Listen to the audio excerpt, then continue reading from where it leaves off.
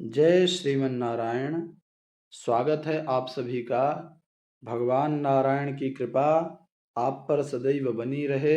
आज हम निर्जला एकादशी व्रत कथा सुनने जा रहे हैं, जिसको सुनने मात्र से ही सकारात्मकता का संचार होता है और धन, वैभव और भगवान विष्णु में प्रीति बढ़ती है। तो आइए पूरी श्रद्धा और भक्ति के साथ इसे आरंभ करते हैं।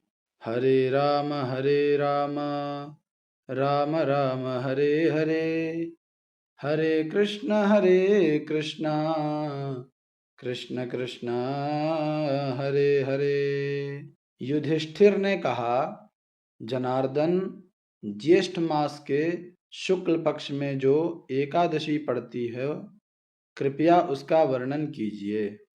भगवान श्री कृष्ण बोले, राजन, इसका वर्णन परम धर्मात्मा सत्यवती नंदन व्यास जी करेंगे, क्योंकि ये संपूर्ण शास्त्रों के तत्वज्ञ और वेद वेदांगों के पारंगत विद्वान हैं।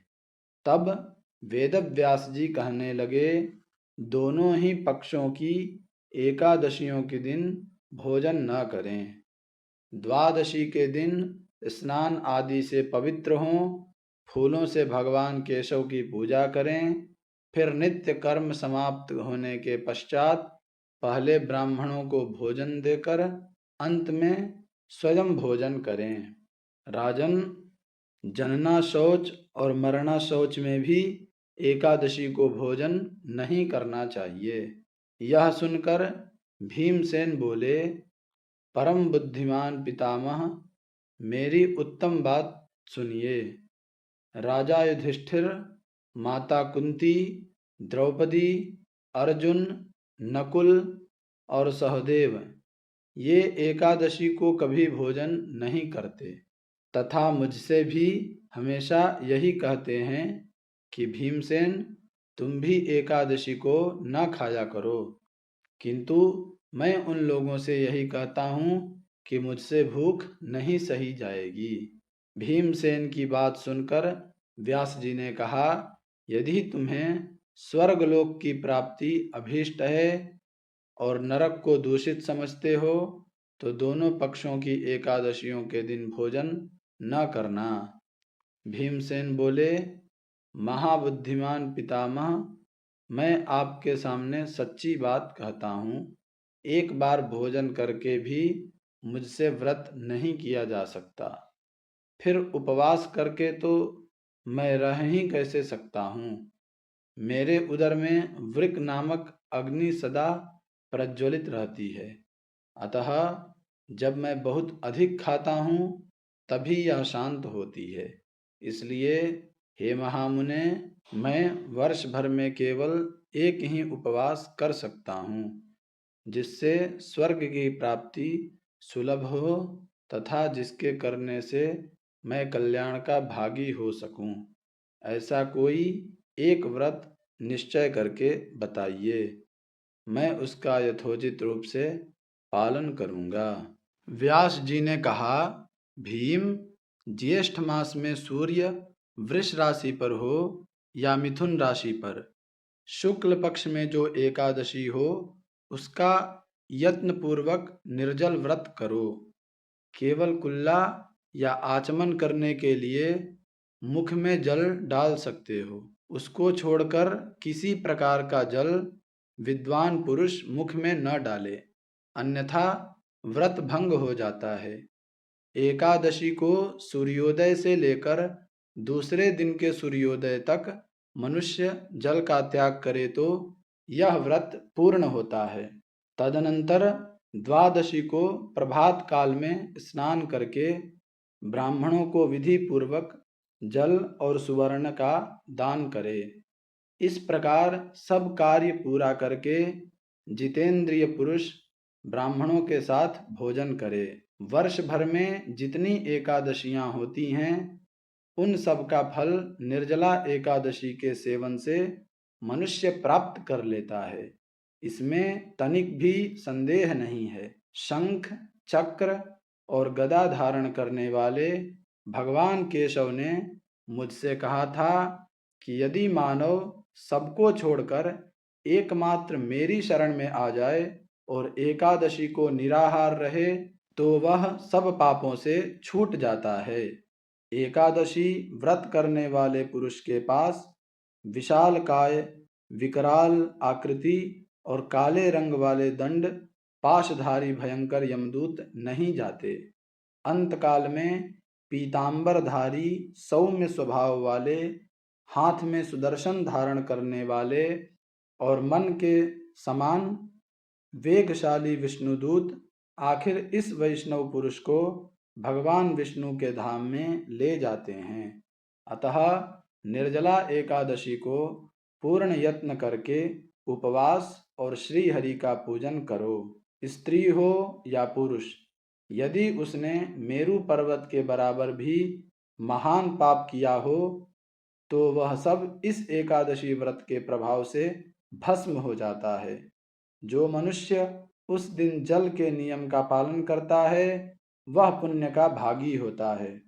उसे एक एक प्रहर में कोटि कोटि स्वर्ण मुद्रा दान करने का फल प्राप्त होता है। मनुष्य निर्जला एकादशी के दिन स्नान, दान, जप, होम आदि जो कुछ भी करता है वह सब अक्षय होता है। यह भगवान श्री कृष्ण का कथन है। निर्जला एकादशी को विधि पूर्वक उत्तम रीति से उपवास करके मानव वैष्णव पद को प्राप्त कर लेता है। जो मनुष्य एकादशी के दिन अन्न खाता है वह पाप का भोजन करता है। इस लोक में वह चांडाल के समान है और मरने पर दुर्गति को प्राप्त होता है। जो ज्येष्ठ के शुक्ल पक्ष में एकादशी को उपवास करके दान करेंगे वे परम पद को प्राप्त होंगे। जिन्होंने एकादशी को उपवास किया है वे ब्रह्म हत्यारे, शराबी, चोर तथा गुरुद्रोही होने पर भी सब पातकों से मुक्त हो जाते हैं। कुंती नंदन, निर्जला एकादशी के दिन श्रद्धालु स्त्री पुरुषों के लिए जो विशेष दान और कर्तव्य विहित हैं उन्हें सुनो। उस दिन जल में शयन करने वाले भगवान विष्णु का पूजन और जलमयी धेनु का दान करना चाहिए अथवा प्रत्यक्ष धेनु या घृतमयी धेनु का दान उचित है। पर्याप्त दक्षिणा और भांति भांति के मिष्ठान्नों द्वारा यत्न पूर्वक ब्राह्मणों को संतुष्ट करना चाहिए। ऐसा करने से ब्राह्मण अवश्य संतुष्ट होते हैं और उनके संतुष्ट होने पर श्री हरि मोक्ष प्रदान करते हैं। जिन्होंने शम, दम और दान में प्रवृत्त होकर श्री हरि की पूजा और रात्रि में जागरण करते हुए इस निर्जला एकादशी का व्रत किया है उन्होंने अपने साथ ही बीती हुई 100 पीढ़ियों को और आने वाली 100 पीढ़ियों को भगवान वासुदेव के परम धाम में पहुंचा दिया है। निर्जला एकादशी के दिन अन्न, वस्त्र, गौ, जल, शय्या, सुंदर आसन, कमंडलू तथा छाता दान करने चाहिए। जो श्रेष्ठ तथा सुपात्र ब्राह्मण को जूता दान करता है वह सोने के विमान पर बैठकर स्वर्गलोक में प्रतिष्ठित होता है। जो इस एकादशी की महिमा को भक्ति पूर्वक सुनता है अथवा उसका वर्णन करता है वह स्वर्गलोक में जाता है। चतुर्दशी युक्त अमावस्या को सूर्य ग्रहण के समय श्राद्ध करके मनुष्य जिस फल को प्राप्त करता है वही फल इसके श्रवण से भी प्राप्त होते हैं।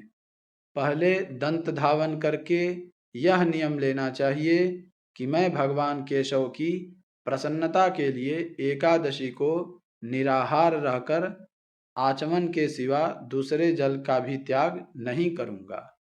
द्वादशी को देवेश्वर भगवान विष्णु का पूजन करना चाहिए। गंध, धूप, पुष्प और सुंदर वस्त्र से विधि पूर्वक पूजन करके जल के घड़े के दान का संकल्प करते हुए लिखित मंत्र का उच्चारण करें। देवदेव हृषीकेश संसाराणवतारक उदकुम्भप्रदानेन नय मां परमागतिम्। संसार सागर से तारने वाले हे देवदेव हृषिकेश, इस जल के घड़े का दान करने से आप मुझे परम गति की प्राप्ति कराइए।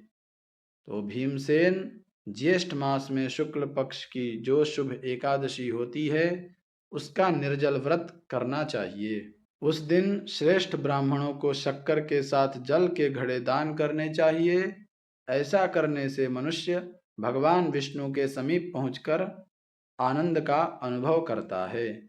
तत्पश्चात द्वादशी को ब्राह्मण भोजन कराने के बाद स्वयं भोजन करे। जो इस प्रकार पूर्ण रूप से निर्जला एकादशी का व्रत करता है वह सब पापों से मुक्त होकर आनंदमय पद को प्राप्त होता है। यह सुनकर भीमसेन ने भी इस शुभ एकादशी का व्रत आरंभ कर दिया। तब से यह लोक में पांडव द्वादशी के नाम से विख्यात हुई। हरे राम राम राम हरे हरे, हरे कृष्ण कृष्ण कृष्ण हरे हरे। तो यह था निर्जला एकादशी का व्रत कथा।